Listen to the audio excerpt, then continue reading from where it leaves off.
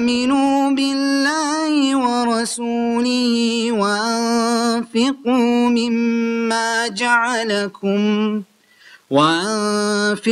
مما جعلكم مستخلفين فيه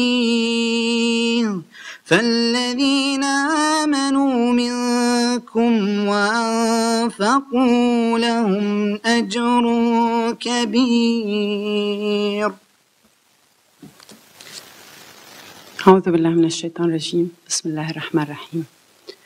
Your Highness, Sheikh Sultan bin Mohammad Al-Qassimi, Crown Prince, Deputy Ruler of Sharjah, AUS Trustees Riyad Sadiq and Marun Samahan, Provost Thomas Hostetler, Acting Chancellor, Your Excellency Ahmed Al-Midfa, Chairman of the Sharjah Chamber of Commerce and Industry, Your Excellency Sheikh Mohammad Saud Al-Qassimi, Your Excellencies, distinguished guests, friends, and colleagues. As the university most closely associated with the private sector, AUS is pleased to convene this morning to continue a bold collaborative strategy of networking the AUS community with private industry to fulfill the needs of the United Arab Emirates. As we all know, Chancellor Peter Heath, who has taken this model of university and business to new levels, is presently away for health reasons. However, he does send his warm regards and only regrets that he is not with us to personally partake in the lively exchanges of the business forums with us. And I ask you to please join me in welcoming Provost Thomas Hostetler to the podium. The presence of everyone here this morning affirms eloquently our collective interest in the region's economic health and vitality. And I'm sure that over the course of this day, we will again gain fresh insights into the business trends that affect the lives and futures of everyone in the UAE and the entire Gulf and MENA regions. We at AUS believe deeply that higher education and business can and must work in partnership to ensure a robust and prosperous future for this and succeeding generations.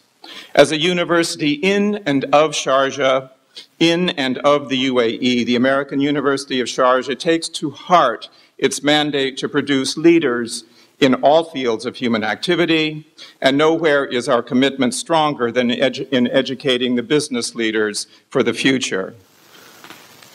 Another feature of this day's events is the Career Fair, which represents a gateway of opportunity for our students. The Career Fair marks an interface between AUS as an academy, where students acquire knowledge as seminal young thinkers for tomorrow, and the world of work, where our graduates will put that knowledge to use. And now it is my privilege to introduce His Excellency Ahmed Mohammad Al-Midfa. Mr. Al-Midfa is the chairman of the Sharjah Chamber of Commerce and Industry. Bismillah ar-Rahman ar-Rahim. سمو الشيخ سلطان محمد بن سلطان القاسمي ولي العهد نائب حاكم الشارقة أصحاب السعادة الأساتذة الأفاضل أيها السيدات والسادة السلام عليكم ورحمة الله وبركاته. يطيب لي وبالنيابة عن إخواني أعضاء مجلس إدارة غرفة تجارة وصناعة الشارقة أن أشارككم اليوم حفل افتتاح هذا المنتدى الذي يحظى برعاية كريمة من صاحب السمو الشيخ الدكتور سلطان بن محمد القاسمي عضو المجلس الأعلى حاكم الشارقة الرئيس الأعلى لجامعتكم الوقرة.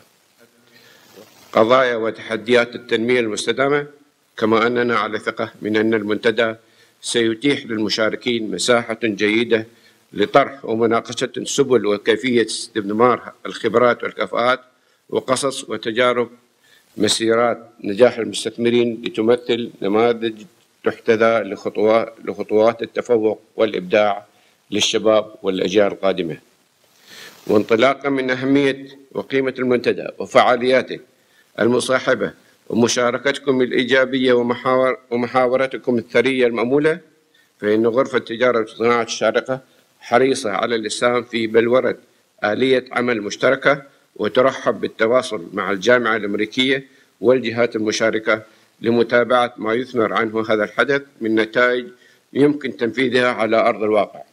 كما يطيب لنا أيضا أن نتوجه بالشكر لكل من أسهم في الإعداد والترتيب وتمرين الجهود القيمة التي بذلت في إنجاز هذا التنظيم المتميز.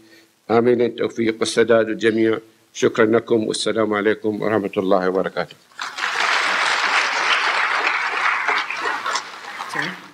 Mr. Hamish Gordon Turwitt is CEO of the internationally recognized firm of Leighton Holdings Limited, which is one of the leading 10 conglomerates in the world. Would you please join me in wishing him a very warm welcome? We are indeed privileged to have his presence with us. On my last visit here, I felt a real vitality in this place. I hope I can add to that today with some insight on success in life and in business. The reality is that there is no such thing as a single formula that will work for all of you. We must each find our own formula in our pursuit of excellence in life and in business. Firstly, a vision. You can't strive for what you want if you don't know what that is. Clarity of goal is an essential foundation for success. Our vision at Leighton is to be renowned for excellence, delivering through our brand by the empowerment of our people. It's clear, it's aspirational, and it's a powerful foundation for our business. If vision is the destination, the values are the map and the compass that gets you there. My personal and professional values is honesty, loyalty, and fairness. An approach that respects people at all levels and delivers what we call a fair go. I also believe in luck, but only luck that hard work delivers. The Leighton values are discipline, integrity, safety, and success. Each value is well understood by our 56,000 people and reflected in the daily behaviours of all of our staff. You may have heard the English expression, "Don't bite off more than you can chew." I suggest you do take a bite and you chew hard. What I mean by this is have a go and challenge yourself. Learn from your mistakes. Failure is fine, so long as it's not failure to act. Allow yourselves to be challenged. Agitate and be agitated. The late Stephen Jobs, the founder of Apple, put this nicely when he said, "I want to put a ding in the universe. Aim to put your own ding in this universe. Think big, not just in the sense of dinging the universe, but also in deciding what really matters." Successful people recognise the value in time and use it wisely. With family and friends dotted around the world and many close to home, nurture your relationships and work on them.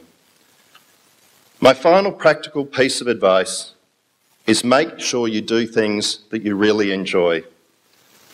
As I said at the outset, my university degree was just the start of my journey, a journey I'm still on. Like mine, your time at university is just the end of the beginning. It's up to you to make the biggest beginning you can. Think of it as you launch into the future. All of you here today are in the starting blocks of an amazing time in human history. The connections today are amazing. The connections of tomorrow will be mind-blowing and world-changing. You stand at the vanguard of this new era. Make the most of it and enjoy your life. Thank you.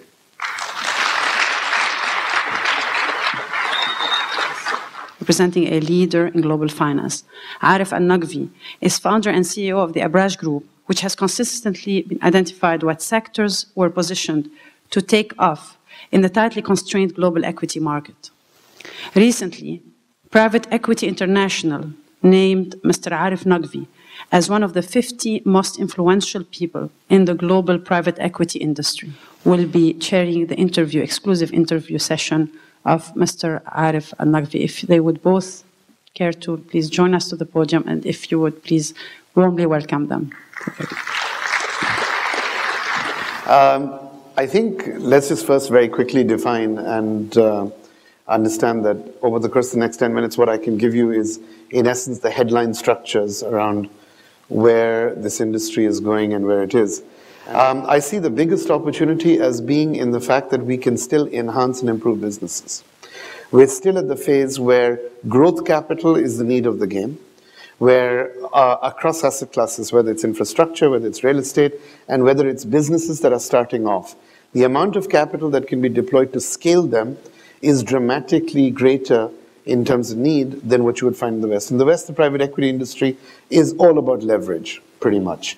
For the first time in human history, close to, well, more than half the world's population today is living in cities. And this has never happened before. And that number is growing at the rate of 1 million people a week in cities around the world, especially in our markets. And then if you think about that urbanization and you project that against the fact that in every country, the urban center, which is the capital city, is the one where energy is focused and activity is focused. So if you take Nigeria, if Nigeria is growing by 6%, you can bet your bottom dollar that Lagos is growing by 12%. The same thing in Indonesia. If Indonesia is growing by 4, Jakarta is growing by 8. The capital city is the hub of activity. So urbanization is where opportunity is going to be in the years to come. And everybody here who's interested in making investments, when I look at the world and I look at globalization and I look at what's happening, all of us are interconnected in one way or the other. The reason that we went through a slowdown, Majid, was not because we had a problem. It is because money that was flooding into our system, which was hot, eventually had to go back home to take care of margin calls where it was needed. And that's just step one. Step two of that is the fact that banks, primarily European banks, were the ones that supplied most of the credit in the system. When the European banking system started imploding and pulling backwards, our credit dried up as well. So we have to create institutions in our world which are independent of and can operate in consonance with what we need. Totally agree. And turning to one of the possible solutions there, the concept of entrepreneurship. I know one very dear to your heart, being a leading entrepreneur yourself. And speaking personally, I remember when you founded Abraj and when we invested, there was no IPO market in the region. The trade sales were not that common. And we actually invested in you as a person and your team.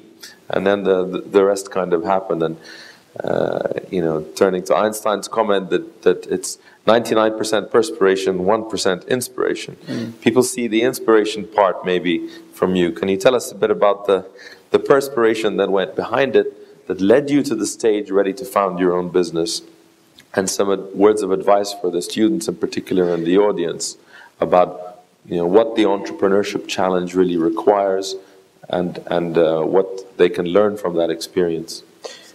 Jobs can only be created properly by the private sector. Jobs can only be created by the private sector if there's an enabling environment, if there's a good governance model that underlies the growth of the economy.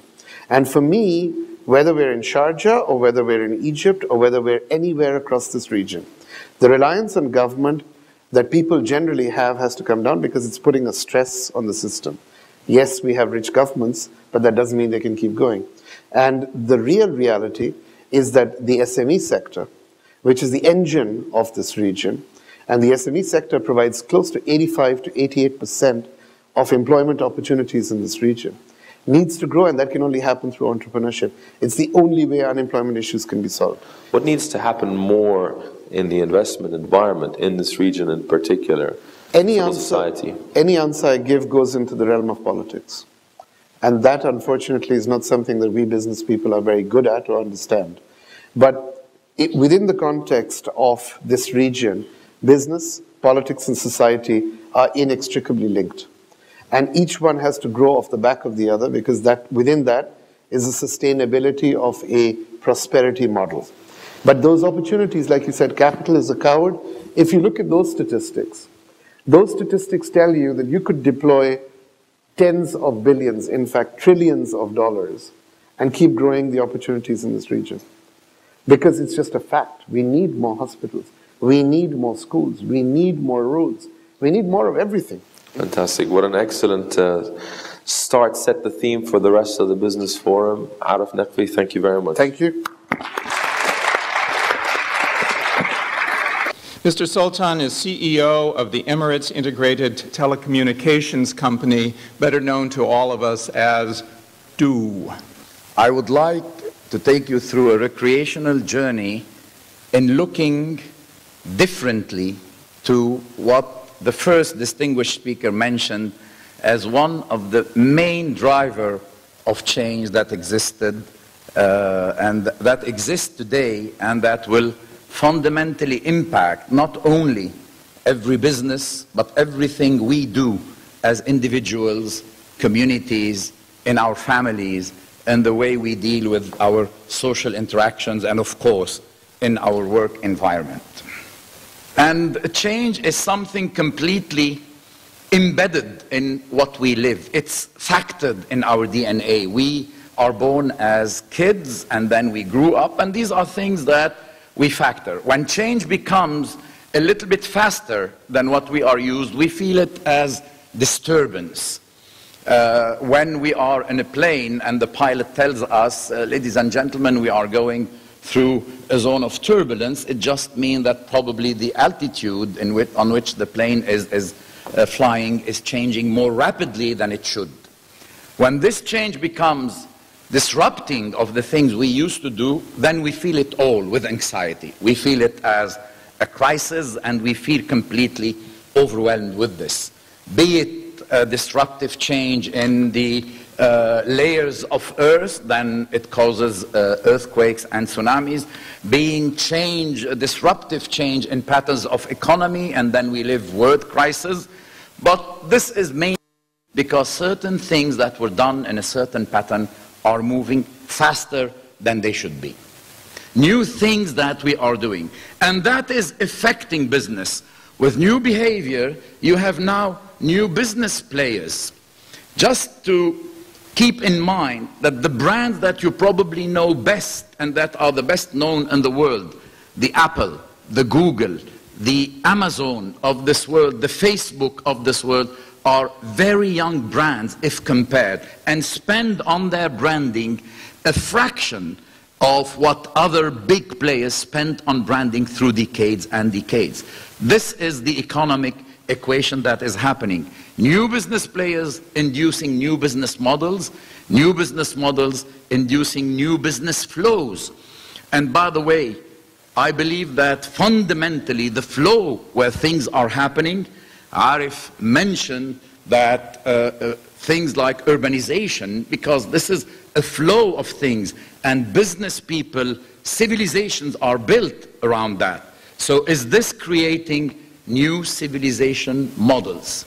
Here I want to step back and probably to take a view that actually it is not something that is so new.